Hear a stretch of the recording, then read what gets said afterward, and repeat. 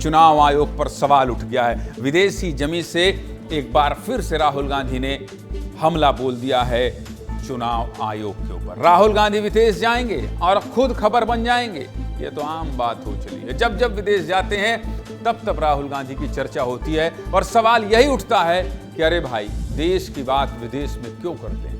विदेश में जाकर भारत की संवैधानिक संस्था पर ऐसे सवाल क्यों उठाते हैं जिससे अपने देश की किरकिरी हो?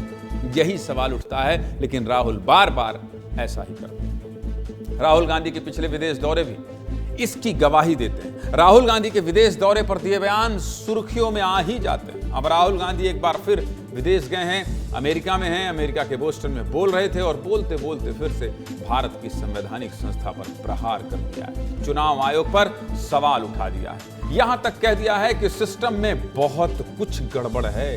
राहुल गांधी ने चुनाव आयोग पर सवाल उठाए तो बीजेपी ने इसे देश का अपमान बताया है। कह दिया है कि राहुल गांधी विदेशी धरती से देश का अपमान किया है। देश की सबसे बड़ी लोकतांत्रिक व्यवस्था पर इस तरह से सवाल उठा देना विदेशी जमी पर, घर की बात है, घर में ही होती तो अच्छी लगती।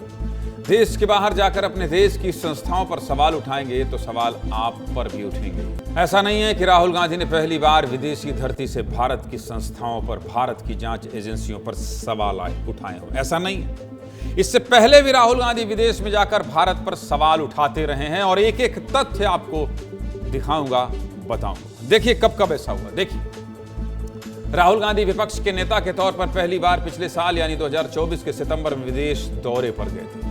इस दौरान भी राहुल गांधी का बयान चर्चा में आ गया था। पिछली बार अमेरिका दौरे पर राहुल गांधी ने कहा था कि रोजगार के मौके पर चीन से सीखने की जरूरत है।